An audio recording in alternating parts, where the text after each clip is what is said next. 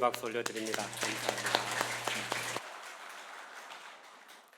우리가 살면서 상황과 대상에 따라 말이 종종 달라질 경우가 있습니다. 명절을 맞이해서 우리 며느리들에게는 얘야 빨리 좀 와라 하고 이야기하지만 딸한테는 시간이 없으니까 오지 마라 그렇게 이야기한다고 합니다. 그런가 하면 딸이 말이 많으면 넌 왜 이렇게 부침성이 좋니? 하고 이야기하면서도 며느리가 말이 많으면 왜 이렇게 수다스럽니? 라고 이야기한다는 거예요. 딸이 골프를 치면 그래 요즘은 이렇게 취미생활도 하고 그렇게 운동도 해야 된다 하고 이야기하면서도 며느리가 골프를 치면 야 우리 아들은 고생하는데 너는 허사한다 이렇게 이야기한다고 해요. 딸 부부가 부부싸움을 하면 야 요즘은 여자가 지고 사는 세상이 아니야 하고는 막 격려한답니다. 그런가 하면은 아들네 부부싸움을 보면은 며느리한테 자고로 여자가 조용해야 가정이 평안하다 또 이렇게 이야기하신다고 해요. 이 아들이 이제 부엌에서 설거지를 하면요 너는 참 주책이다 남자가 왜 부엌에 오니 이렇게 이야기하시면서도 사위가 이렇게 설거지를 하면 참 자네는 가정적이고 자상하네 하고 그렇게 또 말씀한다는 거예요. 여러분 어떻습니까? 우리가 이렇게 대상에 따라서 이제 말이 또 달라질 수가 있는데요. 성경에도 보니까 이 대상에 따라 그 말씀이 달라졌다는 것을 우리가 좀 알게 돼요. 왜냐면 우리가 지금 이 복음서를 대하고 있는데 복음서의 그 대상이 저자도 다르지만 대상도 다르고 예수님에 대한 강조점도 다 달랐다는 거예요. 특히 이 마가복음은 마가가 로마에 있는 그리스도인들을 대상으로 특히 고난의 가운데 있는 이 로마 그리스도인들을 대상으로 고난의 종으로 오신 예수님에 대해서 강조하고 있다는 사실입니다. 그래서 오늘 말씀은 예수님께서 고난의 종으로 오셔서 이제 공생애가 시작되는 그 이야기를 말씀하고 있습니다. 세례 요한을 통해서 이 땅에 예수님 오심을 준비하게 하시고 그리고 이제 본격적으로 그 사역이 시작되는 그런 이야기예요. 그래서 오늘 본문을 보면 예수님의 공생애가 세 단계를 거치면서 이루어지는 것을 보게 됩니다. 첫 번째는 먼저 세례 요한에게 세례를 받는 장면이 나와요. 그 세례를 통해서 예수님이 하나님의 아들 되심을 인정받는 이제 그런 모습을 보게 되고요. 또 하나는 예수님께서 성령에 이끌려서 광야에 가셔서 이 사탄의 시험을 받는 장면이 나옵니다. 그래서 이 시험을 통해서 예수님이 다시 한번 하나님의 사람으로서 세워지게 되고요. 그리고 세 번째는 그리고 나서 하나님의 나라를 선포하고 회개하라고 많은 사람들에게 그 복음을 증거하는 그런 모습을 보게 돼요. 그러므로 우리가 예수님의 이 공생의 시작을 통해서 우리에게 주는 메시지가 무엇인지를 오늘 또 주시는 말씀을 통해 주님의 음성을 듣고 그렇게 결단하여서 주님의 길을 온전히 따르는 저와 여러분 되시기를 주님의 이름으로 축복합니다.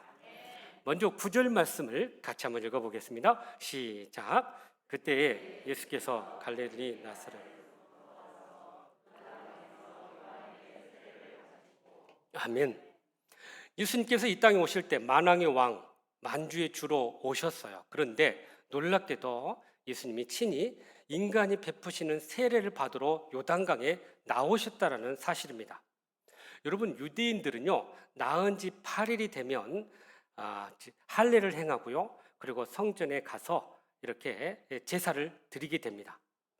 그래서 이 제사를 통해서 이제 하나님의 사람으로 세워지게 되는데 특별히 이 이방인들이 유대교로 개종을 했을 때 이 사람들에게 이 더러운 죄를 씻는다는 개념으로 세례를 베풀고 그리고 유대교로 받아주는 일들이 있었던 거예요. 그런데 메시아로 오신 예수님께서 전혀 죄도 없으신 분이 이렇게 세례 요한의 앞에 와서 친히 세례를 받게 되었으니 이거 참 이해되지 않는 그런 모습이에요. 그러니까 하나님의 아들이시고 죄가 없으신 분이 이 세례 요한에게 와서 세례를 받게 되는데요. 세례 요한도 예수님이 하나님의 아들이심을 알았기 때문에 마태복음에 보면 그 예수님에 대해서 이렇게 이야기합니다. 내가 당신에게 세례를 베풀어야 할 것인데 어찌 내게로 와서 세례를 받으려고 하십니까? 라고 물었던 거죠. 그때 예수님께서 이 모든 것들이 하나님의 의를 이루는 것임을 이야기하면서 세례를 받게 됩니다. 여러분, 우리는 이 사건을 통해서 예수님께서 이 땅에 인간의 세례를 받으시는 것이 하나님의 모든 의를 이루는 것임을 우리에게 말씀해 주고 있다는 거예요. 하나님께서 이 땅에 모든 말씀을 주시고 율법을 주시고 또 우리가 지켜야 할 여러 규례들을 주셨어요. 그런데 예수님이 이 땅에 오셔서 그것을 다 수용하고 받아들이면서 본인도 하나님의 의를 이루기 위해서 이렇게 세례를 받게 되었던 것입니다. 그러니까 하나님의 구원을 이루는 일을 이루기 위해서 그렇게 친히 세례를 받았던 거예요. 예수님은 모든 죄인을 대표하시면서 그 세례를 받으신 거예요. 이것이 바로 대표성의 원리입니다. 아담은 우리의 인간의 대표성을 가지고 죄를 지었기 때문에 우리하고 전혀 관계가 없지만 우리도 아담의 후손으로서 죄인으로 이렇게 살아가고 있는 거예요. 그런데 하나님께서 아들 예수 그리스도를 보내주셔서 이 아들 예수 그리스도를 통해서 인간의 모든 죄를 대표해서 지게 만드시고 우리의 죄를 회복해 주시고 용서해 주셨다라는 사실입니다. 그러니까 우리가 이것을 믿고 주님 앞에 나아가면 이미 우리는 죄 사함을 받게 된다라는 사실이에요. 그래서 하나님은 이렇게 이 구속의 완성을 이루기 위해서 예수님으로부터 친히 그 세례를 받게 하셨던 것을 보게 돼요. 그래서 이렇게 모든 하나님의 의를 이루고 완성하기 위해서 겸손하게 예수님이 이 세례를 받으시는 모습을 통해서 우리는 예수님의 그 겸손함과 낮아지심을 발견하게 되는 것입니다. 우리도 마찬가지야. 우리가 주님을 따르고 주님의 구속의 은혜를 입은 자로서 하나님의 모든 의를 이루어야 합니다.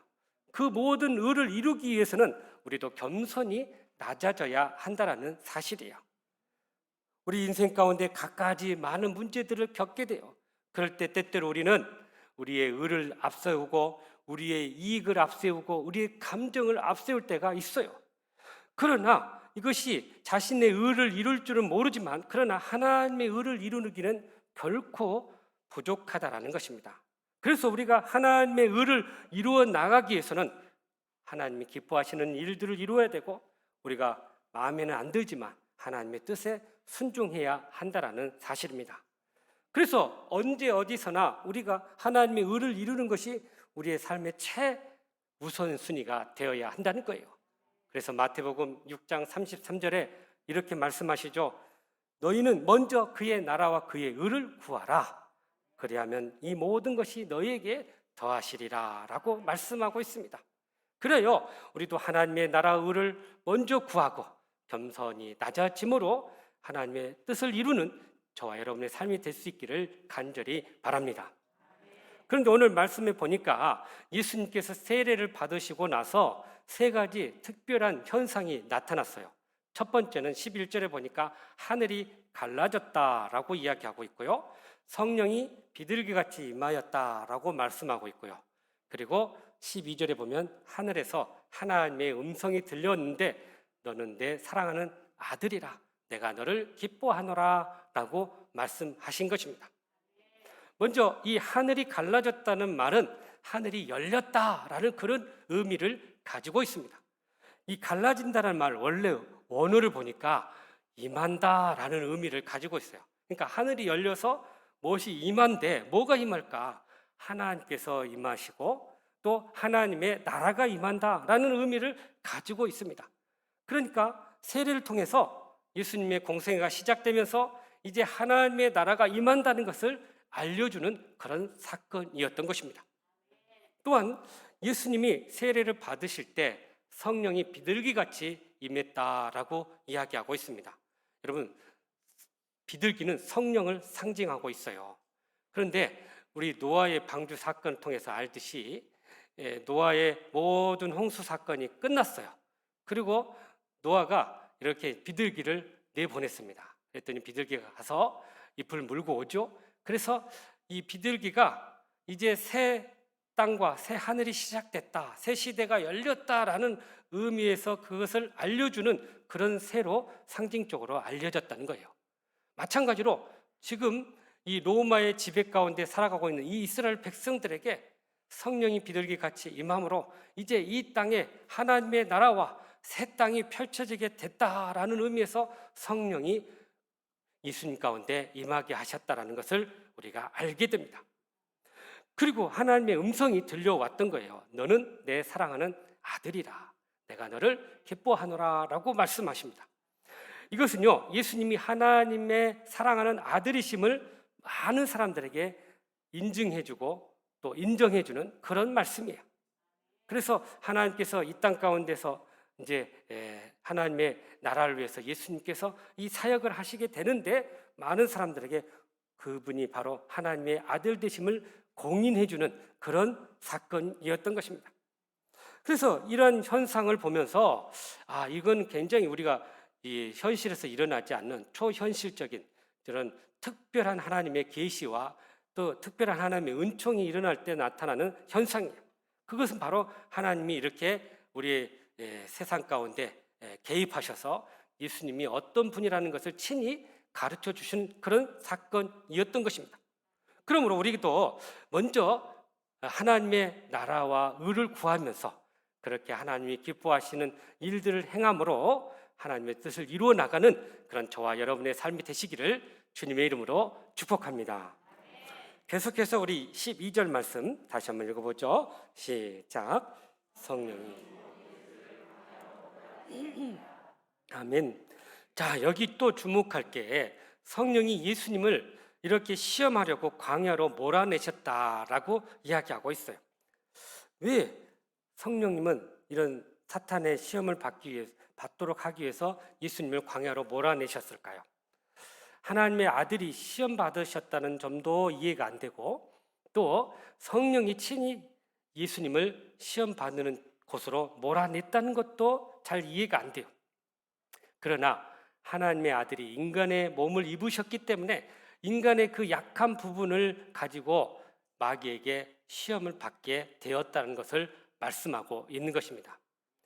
여기 이렇게 몰아냈다라는 표현을 썼는데 이게 원어로 보니까 내쫓다, 내던져지다 그런 의미를 가지고 있어요.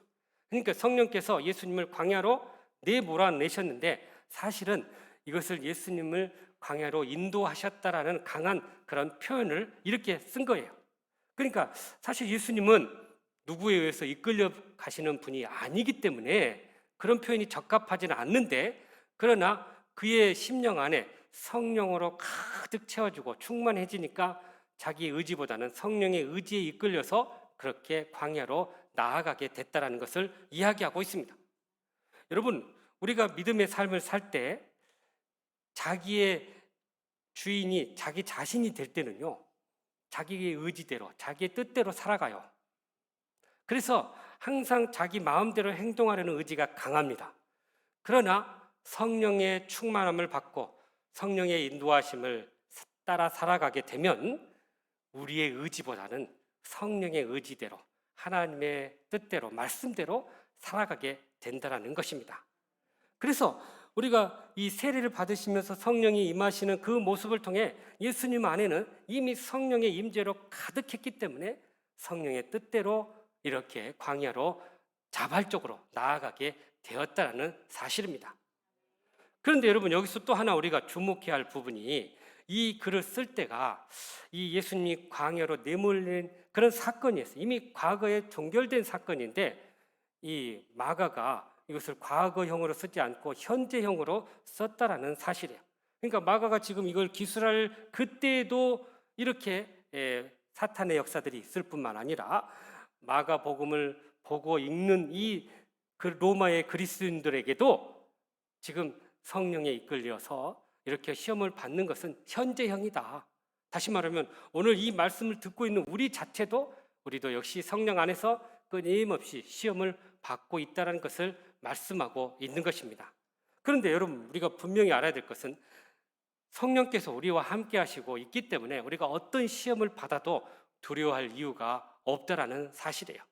우리가 성령님을 의지하고 성령님이 인도하신 따로 살아간다면 우리에게 오는 어떤 시험과 마귀의 유혹이 있다 할지라도 우리는 이것을 능히 이겨내게 될 줄로 믿습니다. 그러면 성령님은 왜 예수님을 광야로 몰아내셨을까요? 구약 성경에 보면 이스라엘 백성들이 광야 생활을 하게 됩니다.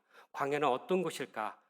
들짐승이 있고 또 뱀이 있고 정갈이 있고, 그래서 한마디로 죽음의 그림자가 가득한 그런 곳이었어요. 성경은요, 특별히 이 들짐승을 주로 이 사탄의 세력으로 비유할 때가 종종 있어요. 그래서 이 사탄의 세력이 들끓는 곳이 바로 광야였다는 거죠. 그런데 오늘 우리의 삶의 자리와 현장은 어떻습니까? 이 세상도 마찬가지죠. 이 세상의 공중의 권세를 잡은 자들이 바로 이 사탄의 세력이기 때문에 우리도 우리의 육신의 몸을 입고 살기까지는 항상 이런 사탄의 유혹 가운데 노출될 수밖에 없다는 거예요. 그래서 우리는 이러한 모든 사탄의 시험과 유혹을 물리치기 위해서는 성령 안에 거하고 성령 안에 임할 때 우리가 이것들을 능히 이겨낼 수 있다는 것입니다. 예수님께서 친히 어떻게 이 사탄의 시험과 유혹을 물리칠 수 있을 것인지를 우리에게 보여주셨어요. 여러분, 마가복음에는 구체적인 그 내용, 시험받은 내용이 없지만 마태복음과 누가복음에는 예수님이 광야에서 사탄에 의해 시험받은 내용이 구체적으로 나옵니다. 첫 번째 시험 내용이 뭐냐? 빵의 문제였어요. 40일 동안 금식 기도하고 나니까 배고프셨어요. 그때 이 돌을 떡으로 바꿔서 먹어보라고 유혹합니다. 여러분, 이 빵의 유혹은 우리 인간의 의식주에 관련된 시험이에요. 우리가 가장 기본적으로 의식주의 문제가 있어야 생활을 하는데 이것을 가지고 사탄은 우리를 유혹한다는 거예요. 우리 인간이 가지고 있는 가장 연약한 부분, 약한 부분을 이 사탄은 집중적으로 공격 포인트로 삼는다는 거죠. 그러니까 어떤 분은 돈에 약하면 돈으로 계속해서 유혹할 것이고요. 어떤 분은 이 명예나 권력에 약하면 그것으로 계속해서 공격을 할 겁니다. 어떤 분은 이성으로 우리가 약점을 가지고 있으면 또 계속해서 그것으로 우리를 넘어뜨리려고 한다는 거예요. 그래서 이런 사탄의 전략을 가지고 우리가 이렇게 다가온다는 것을 알고 이것을 우리가 물리쳐야 할 텐데 예수님께서 이것을 어떻게 물리치셨냐? 마태복음 4장 4절을 보면 그가 이렇게 말씀하십니다.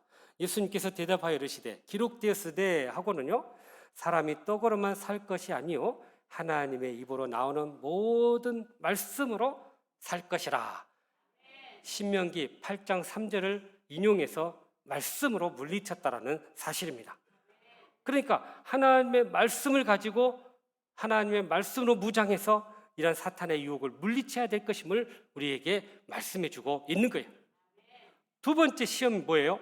명예와 인기에 대한 시험이었어요. 마귀가 예수님을 예루살렘 성전에 있는 꼭대기에 이렇게 데리고 와서 거기서 뛰어내리라고 이야기합니다. 뛰어내리면 여러분, 그 성전이 헤롯 성전인데요, 높이가 무려 45m나 되는 그런 높이예요. 거기서 뛰어내리면 사람들이 어떠겠어요? 뛰어내려 탁 앉으면 와 대단하다 하고 막 인기 받고 막 환호성을 받을 거예요. 그런 이제 인기의 그런 영합하는 시험을 이렇게 한 거죠. 그런데 여러분 한번 생각해 보십시오. 45m에서 뛰어내렸다고 해서, 물론 신적인 인간이신 예수님이기 때문에 안 다치실 수도 있겠지만 대부분 우리 인간들은 뛰어내리면 큰 중상을 당할 게 너무나 뻔합니다. 그런데 그걸 뛰어내리라는 거예요. 그러면서 뭐라고 그래요? 하나님이 그의 사자들을 보내서 받아주지 않을 거냐, 이렇게 유혹한다는 거예요. 여러분, 믿음으로 우리가 도전해야 할 게 있고 무모하게 이런 것들을 보고 행해서는 안 할 것들이 있다는 거예요. 이것을 우리가 잘 분별할 수 있어야 한다는 거예요. 예수님께서도 이 사실을 아시고 말씀으로 또 이 시험을 물리치셨는데 신명기 6장 16절을 인용했어요. 뭐라고 이야기냐? 주 너희 하나님을 시험하지 말라라고 말씀했던 것입니다. 하나님이 우리의 기도를 다 들어주시기도 하지만 하나님의 뜻 가운데서 들어주시지 그렇게 무모한 것까지도 들어주시지는 결코 않으신다는 거예요. 행여나 이걸 시험 삼아 저 꼭대기 올라가고 뛰어내릴 생각하지 마십시오. 절대 안 받아주셔요. 하나님이 그런 시험을 우리가 하지 않아야 한다는 거예요. 세 번째 시험이 있는데 이건 영적 시험이에요. 예수님을 지극히 높은 산으로 마귀가 데려갔어요. 이 산을 여리고에 있는 시험산이라고 흔히 학자들은 이야기합니다. 그곳에서 이렇게 내려다보면요, 여리고 주변에 천하 만국이 다 보입니다. 그것을 보고 자, 나에게 경배하면 이걸 다 주겠다라고 이야기한 거예요. 그러니까 이 말은 사실 10계명의 제1계명과 2계명을 정면으로 대치한 그런 유혹이었어요. 그러니까 예수님이 이 사실을 아시고 신명기 6장 13절의 말씀을 가지고 또 이 시험을 물리쳤어요. 뭐라고 하냐? 사탄아 물러가라. 기록되었으되 주 너의 하나님께만 경배하고 다만 그를 섬기라라고 이야기했던 거예요. 그러니까 영광을 받으실 분은 오직 하나님이지 우리가 받아서는 결코 안 될 것임을 말씀하고 있는 것입니다. 이처럼 주님도 공생애를 시작하면서 광야의 시험을 극복하시고 이겨내시면서 우리에게도 마귀의 시험을 이겨낼 수 있는 비밀을 가르쳐 주신 거예요. 그러므로 우리도 하나님께 쓰임 받기 위해서는 여러 가지 시험이 있을 줄 압니다. 그러나 그것을 우리가 기억하면서 주님께서 몸소 행하셨던 것처럼 하나님의 말씀으로 무장하고 그 말씀으로 모든 시험을 이겨내고 물리치는 저와 여러분 되시기를 주님의 이름으로 축복합니다. 마지막으로 우리 14절과 15절 말씀 같이 읽어볼까요? 시작. 요한이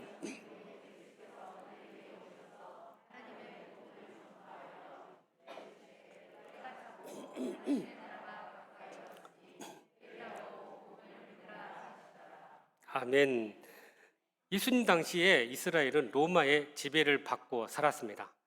그런데 이 로마가 지배를 할 때 다스리는 사람이 총독이었는데요. 그런데 좀 더 원활하게 다스리기 위해서 그 나라의 왕이었던 사람을 그곳에 분봉왕으로 세워서 간접적으로 이렇게 다스렸어요. 그러나 실제적인 모든 것은 총독이 다 다스리고 모든 권한을 행사했던 것입니다. 그런데 이 당시 이스라엘 왕이었던 헤롯 대왕이 있었는데요. 이 헤롯 대왕이 여러 명의 아들들이 있었어요. 그리고 이제 이 왕이 죽고 나서 4명의 왕들에게 이제 그 자녀들에게 4지역을 나누어 가지고 분봉 왕으로서 세웠던 것입니다. 그런데 이 헤롯 왕가들을 보면 굉장히 혈통적으로 아주 복잡한 그런 관계를 가졌어요.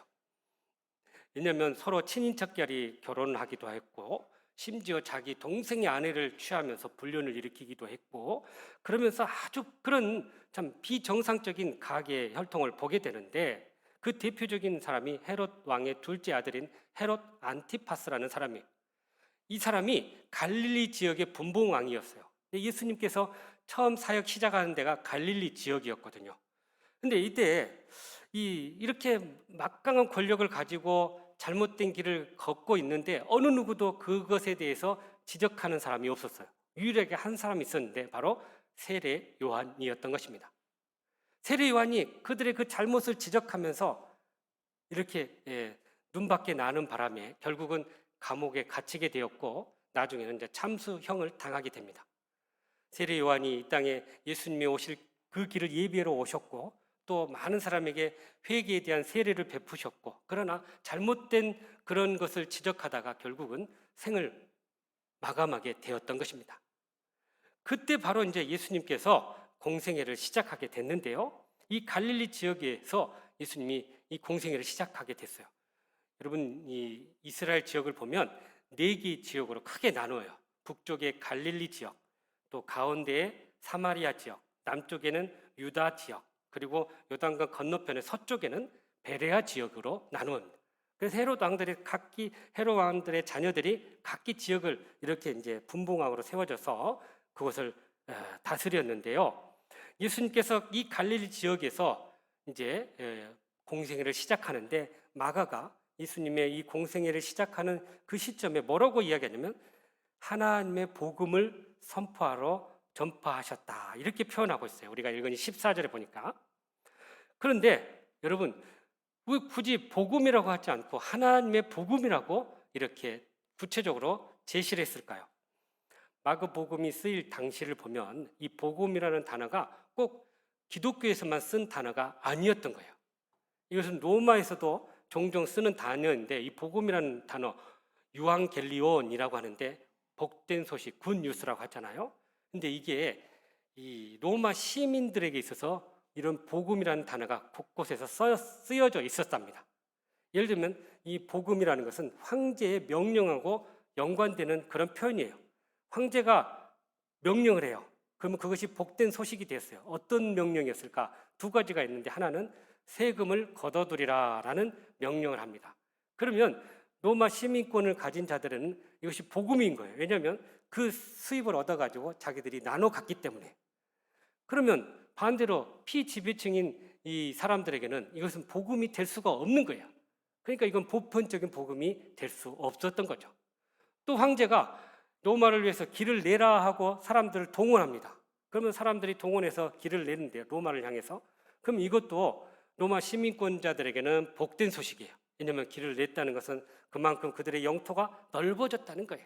그만큼 이 로마의 제국이 강대국이 됐다라는 그런 의미를 가지고 있는 것입니다.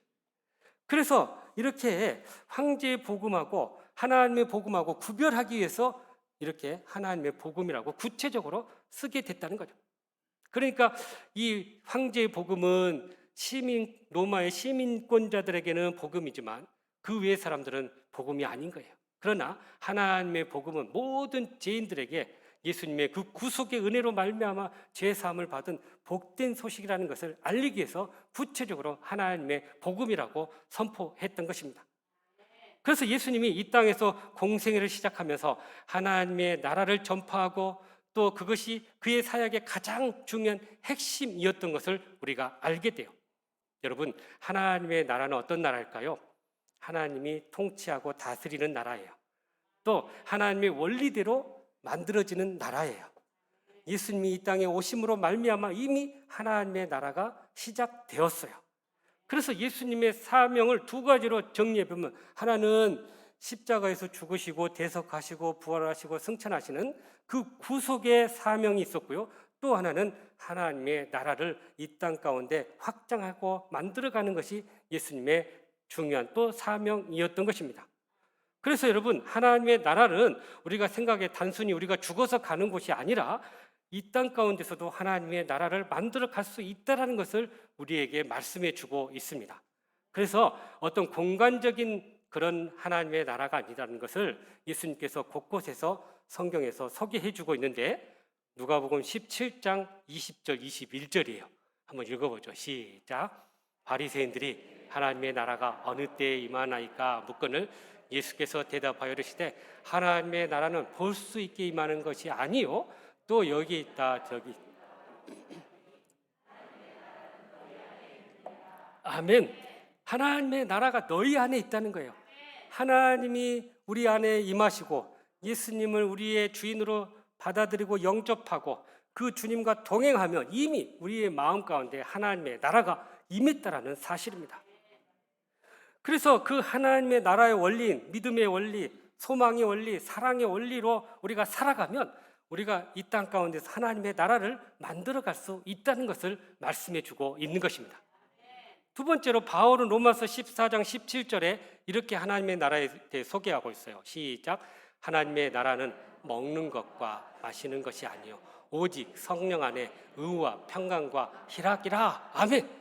그러니까 먹고 마시는 그런 육체적인 그런 기쁨이 아니라 하나님이 주시는 성령 안에서 주시는 의와 평강과 희락을 경험하면 그것이 바로 하나님의 나라라는 거예요. 여러분, 그래서 우리가 생각에 많은 재물을 얻고 사회적으로 성공하고 그것이 복이 아니라 정말 하나님의 나라를 우리가 경험하고 하나님의 나라를 우리의 삶 가운데 이루어가고 구현해 나가는 이것이 바로 복된 삶이라는 사실을 믿을 수 있기를 간절히 바랍니다. 영국에 윌리엄 윌버퍼스라는 사람이 있어요. 이분이 8살 때에 이 아버지를 여의고 숙부 작은아버지 집에서 자라게 됩니다. 근데 이 작은아버지가 어떤 일을 하냐면 노예 무역 상인이었어요. 그래서 막대한 부를 얻게 됐어요. 근데 이 작은아버지도 나중에 이제 복음을 받아들이고 믿게 됐는데, 그로 영향을 받아서 이 윌버퍼스가 하나님을 이제 믿고 여행 중에 유럽 여행 중에 하나님을 만나게 되고 회심하게 돼요. 그러면서 거기서 이 결단하고 되는데요. 자기가 이전에 과거에 잘못된 삶을 이제 다 청산하고 하나님 나라와 의를 위해서 살겠습니다. 그렇게 결단합니다. 그래서 과거의 잘못된 습관들을 다 이제 끊는데요. 그러면서 이 율보포스가 한 가지 중요한 일을 합니다. 하나님의 나라 의를 구해서 어떤 일을 할까 하다가 그 나라의 잘못된 부조리한 일을 발견하는데 그게 바로 노예 무역이었어요. 그래서 이것을 없애야 되겠다. 그 노예 제도를 없애야 되겠다. 노예를 해방해야겠다. 이것을 마음에 품고 자기와 뜻을 같이 한 사람들을 모으기 시작합니다. 그래서 클레팜 공동체를 만들어요. 그래서 하나님의 나라와 의를 구하면서 우리 노예 제도를 없앱시다. 해가지고 그렇게 이제 노예가 만드는 물건들을 불매하는 운동도 하고요. 노예 제도가 잘못됐다는 것을 이 책을 만들어서 또 출판물을 만들어 가지고 막 사람들에게 알리고 강연하고요. 그러면서 이 영국 이제 하원에 당선돼 가지고 하원에서 이제 그 일들을 구체적으로 해나갑니다. 결국 그의 노년에 이 일이 이루어져서 이 노예 무역 폐지법이 통과가 되고요. 그래서 결국은 이제 그의 죽음 앞두고 노예 제도가 완전히 이 영국에서 사라지게 돼요. 그러니까 이 율버퍼스의 이 삶을 통해서 그동안 그 나라 가운데 쌓였던 악범들을 제거하고 하나님의 나라 의를 구하면서 그렇게 하나님의 나라를 위해서 싸웠을 때 그를 통해서 하나님의 나라가 확장되게 되었던 것입니다. 이처럼 한 사람의 헌신으로 인해서 이렇게 사회의 악습들이 폐지되고 하나님의 나라가 확장될 수 있다는 것을 우리에게 보여주고 있는 것입니다. 사랑하는 성도 여러분, 예수님께서 이처럼 이 땅에 오셔서 자신에게 주어진 사명의 길을 걷기 위해서 많은 일들을 행하셨어요. 우리도 주님처럼 우리에게 주어진 이 사명의 길을 걷기 위해서 오늘 주신 말씀처럼 먼저는 하나님의 나라 의를 구하고 하나님이 기뻐하시는 일에 헌신할 수 있기를 간절히 바랍니다. 또한 우리에게 주어진 모든 시험을 주님처럼 말씀으로 무장해서 말씀으로 물리쳐서 성령 안에서 승리할 수 있기를 간절히 바랍니다. 나아가서 하나님의 나라를 우리의 삶 가운데 만들어가고 확장하고 구현해 나가는 그런 삶으로 하나님께 영광 돌리는 저와 여러분의 삶이 되시기를 주님의 이름으로 축복합니다. 기도하시겠습니다.